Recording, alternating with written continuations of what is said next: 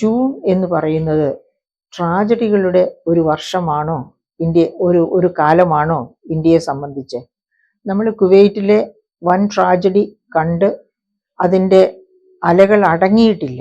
അതിനു മുൻപായിട്ടാണ് അഗർത്തല സിംല റൂട്ടിൽ ഓടുന്ന കാഞ്ചൻജംഗ ട്രെയിൻ ജയ്പാൽഗുഡി സ്റ്റേഷനടുത്ത് രംഗപാണി സ്റ്റേഷനിൽ നിർത്തിയിട്ടിരുന്ന ട്രെയിനിലാണ് പുറകെ നിന്ന് വന്ന, അതായത് സിഗ്നൽ മറികടന്ന് വന്ന ഒരു ഗുഡ്സ് ട്രെയിൻ ഇടിക്കുന്നത്. ആ രംഗം ശരിക്ക് ഭീകരമായ കാഴ്ച തന്നെയാണ്. അതേ സമയത്ത് നമ്മൾ അത് 15 പേർ മരിച്ചതായിട്ട് സ്ഥിരീകരിച്ചു കഴിഞ്ഞു. മരണസംഖ്യ ഇനിയും ഒരുപക്ഷെ ഉണ്ടാകാം. അപ്പോൾ ഈ ഒരു സാഹചര്യത്തിൽ ഓർത്തു പോവുകയാണ് ജൂൺ 2, 2023. അന്ന് ഓർമ്മയുണ്ടോ ബാലസോർ ട്രെയിൻ അപകടം? 3 ട്രെയിനുകളാണ് ഒന്നിച്ചു കൂട്ടിയിടിച്ചത്. 296 പേർ മരിക്കുകയും 1200-ലധികം പേർക്ക് പരിക്കേൽക്കുകയും ചെയ്ത ഒരു ട്രാജഡി ആയിരുന്നു. അതായത് കോറമോണ്ടൽ സൂപ്പർഫാസ്റ്റ് എക്സ്പ്രസും ബാംഗ്ലൂർ ഹൗറ സൂപ്പർഫാസ്റ്റ് എക്സ്പ്രസും കൂടിയാണ് കൂട്ടിയിടിക്കുന്നത്. ആദ്യം നിർത്തിയിട്ടിരുന്ന ഒരു ഗുഡ്സ് ട്രെയിനിൽ ഇടിക്കുന്നു, അതിനുശേഷം ഈ 2 പാസഞ്ചർ ട്രെയിനുകളും തമ്മിൽ കൂട്ടിയിടിക്കുന്നു. ഇങ്ങനെയാണ് സംഭവിച്ചത്.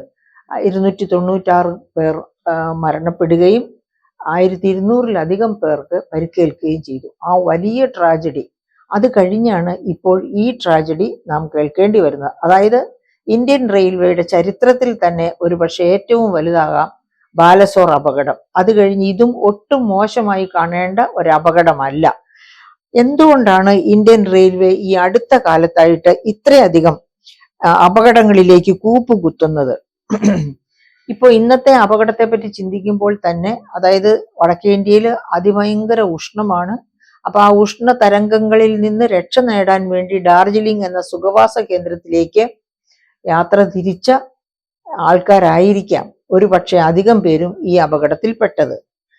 അപ്പം ഇങ്ങനെ ട്രെയിൻ യാത്ര സാധാരണ സുരക്ഷിത യാത്രയായിരുന്നു ഇന്ത്യയിൽ.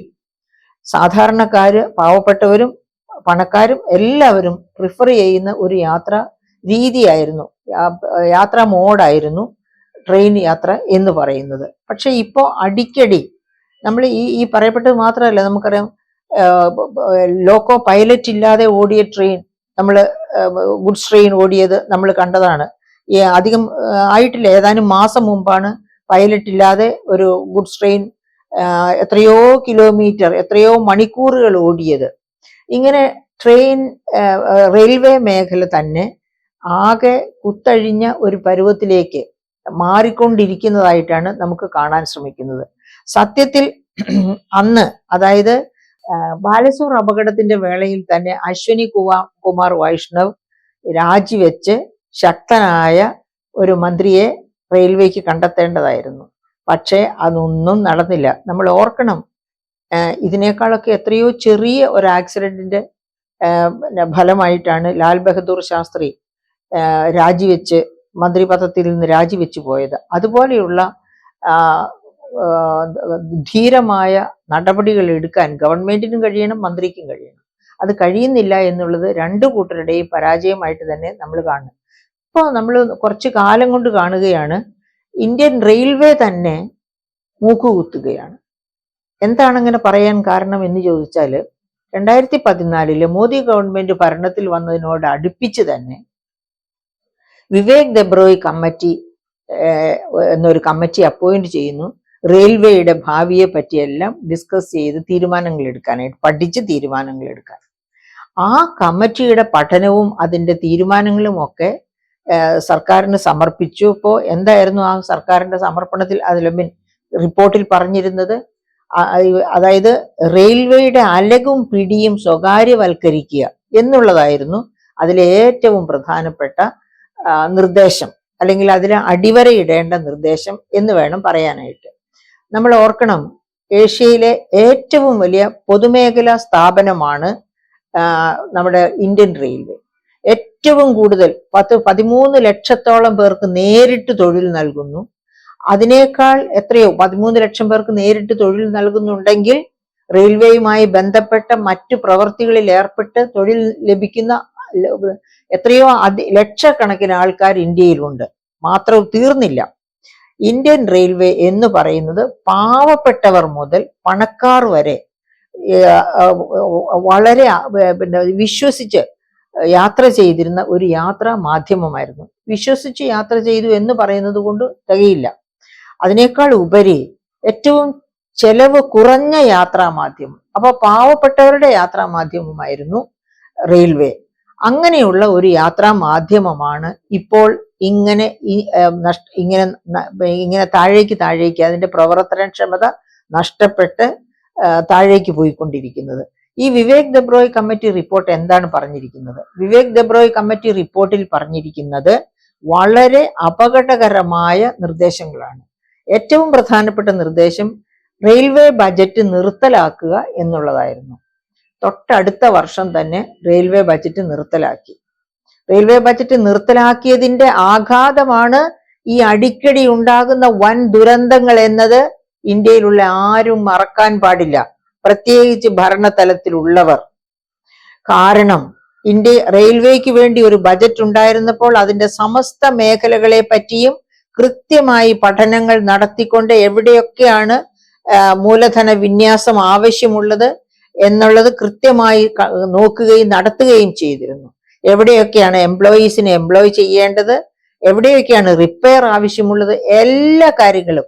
അതിനു മുൻപ് കാക്കോദ്കർ കമ്മിറ്റി റിപ്പോർട്ട്, അതായത് UPA ഗവൺമെന്റ് കാലത്ത് വന്ന കാക്കോദ്കർ കമ്മിറ്റി റിപ്പോർട്ടില് റെയിൽവേ ലൈൻസിന്റെ വളവ് നികത്തുന്ന നേരെയാക്കുന്നത്, അതുപോലെ തന്നെ സിഗ്നലിംഗ് സമ്പ്രദായം അന്താരാഷ്ട്ര നിലവാരത്തിലേക്ക് കൊണ്ടുവരുന്നത്, ഇങ്ങനെ ഒരുപാട് നല്ല നിർദ്ദേശങ്ങൾ, സർഗാത്മക നിർദ്ദേശങ്ങൾ വച്ചിരുന്നു.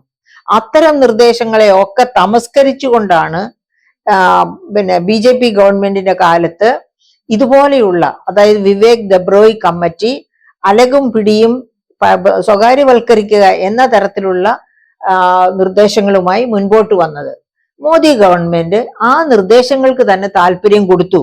അപ്പൊ അങ്ങനെ താല്പര്യം കൊടുത്ത് ശ്രദ്ധിച്ച് അങ്ങനെ ചെയ്യാൻ തുടങ്ങി. ആദ്യം റെയിൽവേ ബജറ്റ് ഇല്ലാതെയാക്കി. അതോടെ റെയിൽവേയുടെ എന്താ പറയുക, കാര്യക്ഷമത തന്നെ താഴേക്ക് പോവുകയായിരുന്നു ചെയ്തത്. മൂലധന നിക്ഷേപം വേണ്ടിടത്ത് ഇല്ലാതെ വന്നു. ഇനി അതുപോലെ വിവേക് ദെബ്രോയ് കമ്മിറ്റിയുടെ മറ്റൊരു വളരെ പ്രധാനപ്പെട്ട നിർദ്ദേശമായിരുന്നു റെയിൽവേ മന്ത്രാലയം ഇല്ലാതെയാക്കിക്കൊണ്ട് അതിനെ ട്രാൻസ്പോർട്ട് മന്ത്രാലയത്തിന്റെ ഭാഗമാക്കി മാറ്റുക. അതെന്തായാലും ചെയ്തിട്ടില്ല. എനിക്ക് തോന്നുകയാണ് ഈ വൈഷ്ണവിനെ പോലെയുള്ള മന്ത്രിമാരാണ് ഇത് ഭരിക്കാൻ പോകുന്നത് ഇനിയുമെങ്കിൽ ഒരുപക്ഷെ അതിനെ ട്രാൻസ്പോർട്ട് മന്ത്രാലയത്തിന്റെ ഭാഗമാക്കി ഒരു നല്ല മന്ത്രിയുടെ കീഴിൽ വരുത്തുന്നതായിരിക്കും നല്ലത്. അല്ലെങ്കിൽ റെയിൽവേ മന്ത്രാലയത്തിന് തന്നെ ഒരു ശക്തനായ മന്ത്രിയെ നൽകേണ്ടത് അത്യാവശ്യമാണ് എന്ന് ബാലസോർ ആക്സിഡന്റിന് ശേഷം തുടർന്നു വന്ന ഈ ആക്സിഡന്റ് ഓർമ്മപ്പെടുത്തുന്നുണ്ട് നമ്മളെ. വിവേക് ദെബ്രോയ് കമ്മിറ്റിയുടെ അടുത്ത നിർദ്ദേശം എന്തായിരുന്നു? അതായത് റെയിൽവേ പാൻട്രി കാർ നിർത്തലാക്കുക. പകരം ഭക്ഷണം പുറത്തുനിന്ന് മാത്രം കൊടുക്കുന്ന, പുറത്തുനിന്ന് കോൺട്രാക്ട് കൊടുത്ത് ആ കോൺട്രാക്ടേഴ്സിനെ കൊണ്ട് കൊടുപ്പിക്കുന്ന രീതി വരിക. അതോടെ തീർന്നു റെയിൽവേ യാത്രയുടെ സുഖവും സൗകര്യങ്ങളും. അതായത് വീട്ടിലെ ഭക്ഷണം പോലെ വിശ്വസിച്ച് കഴിക്കാവുന്ന ഉന്നത നിലവാരം പുലർത്തിയ ഭക്ഷണമായിരുന്നു ഇന്ത്യൻ റെയിൽവേ എക്കാലത്തും കൊടുത്തിരുന്നത്. അങ്ങനെ കൊടുത്തിരുന്ന ആ ഭക്ഷണം നിർത്തി കോൺട്രാക്ടേഴ്സ് എടുക്കാൻ തുടങ്ങിയതിന് ശേഷമാണ് റെയിൽവേയുടെ താളം തെറ്റിയത് എന്ന് പറയുന്നതിൽ യാതൊരു, അതായത് ഇപ്പോൾ യാത്രക്കാർക്ക് സ്വന്തം വീട്ടിൽ നിന്ന് കൊണ്ടുവരിക, അതല്ലെങ്കിൽ വിശ്വസിച്ച ഒരു കാരണവശാലും പാൻട്രി കാർ നിർത്തലാക്കിയതോടുകൂടി ട്രെയിൻ യാത്രയിലെ ആഹാരക്രമം പാളിപ്പോയി. ഇപ്പൊ ആർക്കും വിശ്വസിക്കാൻ കൊള്ളാവുന്ന ക്വാളിറ്റി ഉള്ള ഭക്ഷണമല്ല റെയിൽവേയില് ട്രെയിനുകളിൽ സാധാരണ രീതിയിൽ സെർവ് ചെയ്തുകൊണ്ടിരിക്കുന്നത്. അപ്പൊ അത് ഒരു പരിഷ്കാരമായിരുന്നു. അതുപോലെ വിവേക് ദെബ്രോയ് നടത്തിയ മറ്റൊരു നിർദ്ദേശമായിരുന്നു റെയിൽവേ സ്റ്റേഷനുകളിൽ ടാപ്പിൽ നിന്ന് പിടിക്കുന്ന വെള്ളം അതിന് പോലും പൈസ ഈടാക്കണമെന്ന്. ഇതുപോലെയുള്ള നികൃഷ്ടമായ പല നിർദ്ദേശങ്ങളും വിവേക് ദെബ്രോയ് കമ്മിറ്റി കൊണ്ടുവന്നിരുന്നു. ആ കമ്മിറ്റി റിപ്പോർട്ടുകൾ അതുപോലെ നടപ്പാക്കിക്കൊണ്ടിരിക്കുകയാണ് ഒന്നാം മോദി ഗവൺമെന്റും രണ്ടാം മോദി ഗവൺമെന്റും ഒരു പക്ഷെ ഇപ്പോഴിതാ മൂന്നാം മോദി ഗവൺമെന്റും. അപ്പൊ അതിന്റെ ഒക്കെ ഫലമാണ് അടിക്കടി ഉണ്ടായിക്കൊണ്ടിരിക്കുന്ന ഈ വൻ ദുരന്തങ്ങൾ മാത്രമല്ല, ഇപ്പോൾ ലോക്കോ പൈലറ്റ് ജൂൺ 1 തീയതി മുതൽ ലോക്കോ പൈലറ്റുമാർ സമരത്തിലാണ്. അതായത് ലോക്കോ പൈലറ്റുമാർ സമരത്തിലേക്ക് പോകാനുണ്ടായ പ്രധാനപ്പെട്ട കാരണം ഒരുപാട് വേക്കൻസികൾ ഞാൻ നേരത്തെ സൂചിപ്പിച്ചതാണ്, ഫില്ല് ചെയ്യാതെ കിടക്കുകയാണ് റെയിൽവേ മേഖലയിൽ, വിവിധ മേഖലകളിലായിട്ട്. അപ്പോൾ ലോക്കോ പൈലറ്റുമാർക്കൊക്കെ കൂടുതൽ സമയം ജോലി ചെയ്യേണ്ടി വരുന്നു. ആ ജോലി ചെയ്തുകൊണ്ട് പലപ്പോഴും ഇപ്പോൾ തന്നെ ഒരു സിഗ്നൽ മറികടന്ന് ആണ് നിർത്തിയിട്ടിരുന്ന ട്രെയിനിൽ വന്ന് ഒരു ഗുഡ്സ് ട്രെയിൻ ഇടിക്കുന്നത് എന്ന് പറയുമ്പോൾ തന്നെ ഒരു പക്ഷേ ലോക്കോ പൈലറ്റ് ഉറങ്ങിയിട്ടുണ്ടാകാം.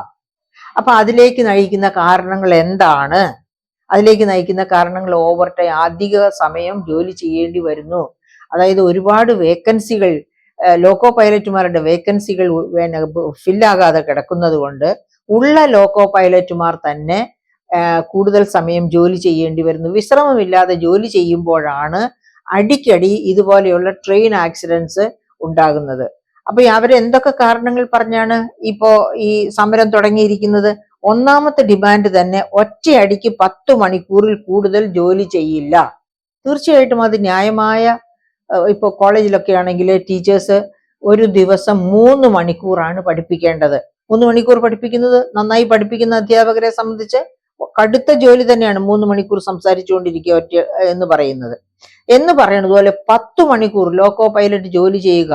ആ 10 മണിക്കൂറും അലേർട്ടായിരിക്കണം എന്ന് നമ്മൾ ഓർക്കണം. വെറുതെ എന്തെങ്കിലും കാണിച്ചിരുന്നാൽ പോരല്ലോ, ഉറങ്ങാതെ വളരെ ശ്രദ്ധയോടുകൂടി ഇരിക്കണം. അതായത് ട്രാക്കിൽ വല്ലതും ഉണ്ടോ, അങ്ങനെ എന്തെല്ലാം കാര്യങ്ങൾ അവർ ശ്രദ്ധിക്കേണ്ടതാ യാത്രാ സമയത്ത്. അപ്പൊ അതുപോലെ 10 മണിക്കൂറിൽ കൂടുതൽ ഒറ്റയടിക്ക് യാത്ര ചെയ്യാൻ പറ്റില്ല. തുടർച്ചയായി 2 രാത്രികളിൽ കൂടുതൽ ട്രെയിൻ ഓടിക്കില്ല. രണ്ടാമത്തെ അവരുടെ ഡിമാൻഡാണ്. അതായത് 48 മണിക്കൂറിനകം തിരിച്ച് സ്വന്തം സ്ഥാനത്ത് എത്തണം, ആ സ്ഥാനത്ത് തിരിച്ചെത്തണം, അതാണ് ഉദ്ദേശിക്കുന്നത്. മൂന്നാമത്തെ ഡിമാൻഡ് ആഴ്ചയിൽ 30 മണിക്കൂർ വിശ്രമം വേണം. ഈ ആവശ്യങ്ങൾ തീർച്ചയായിട്ടും അനാവശ്യങ്ങളല്ല. ഇതൊക്കെ തന്നെ കഠിനാധ്വാനം ചെയ്യുന്ന ഒരു ലോക്കോ പൈലറ്റിനെ സംബന്ധിച്ച് തീർച്ചയായിട്ടും ആവശ്യമുള്ള കാര്യങ്ങളാണ്. അപ്പം ബാലസോർ ട്രാജഡി, കാഞ്ചൻജംഗ ട്രാജഡി, ഇങ്ങനെ ട്രാജഡികൾ ഒന്നൊന്നായി നടന്നുകൊണ്ടിരിക്കുന്ന സാഹചര്യത്തിൽ ലോക്കോ പൈലറ്റുമാരുടെ സമരം എത്രയും വേഗം ചർച്ച ചെയ്ത് തീരുമാനത്തിലെത്തുകയും അവരുടെ ഡിമാൻഡ്സ് അംഗീകരിക്കുകയും ചെയ്യേണ്ടതാണ് റെയിൽവേ. അത് മാത്രവുമല്ല, ബഹുമാനപ്പെട്ട റെയിൽവേ മന്ത്രി തൽസ്ഥാനം രാജിവെച്ച് ഒരു നല്ല മാതൃക കാണിച്ചു കൊടുക്കുക. അദ്ദേഹത്തിന്റെ പൂർവികനായിരുന്ന ലാൽ ബഹദൂർ ശാസ്ത്രിയെ സ്മരിച്ചുകൊണ്ട് അദ്ദേഹം സ്ഥാനമൊഴിഞ്ഞ്, അതായത് ഇത് ഒന്നാമത്തെ പ്രാവശ്യമല്ല, പല പ്രാവശ്യം ലോക്കോ പൈലറ്റ് ഇല്ലാതെ ഓടിയ ട്രെയിൻ നമുക്ക് ഓർമ്മയുണ്ട്. അതുപോലെ തന്നെ ബാലസോർ ട്രാജഡി ഇത് രണ്ടുമാണ് ഏറ്റവും വലിയ ഈ 3 ഇപ്പോ കാഞ്ചൻജംഗ ട്രാജഡി, ഇത് 3ഉം വളരെ വലിയ ട്രാജഡികൾ തന്നെയാണ്. അപ്പോൾ ഇതിനെയൊക്കെ മുൻനിർത്തി തീർച്ചയായിട്ടും റിസൈൻ ചെയ്ത് ആ സ്ഥാനം കഴിവുള്ളവർക്ക് കൊടുക്കുകയാണ് വൈഷ്ണവ് ചെയ്യുക.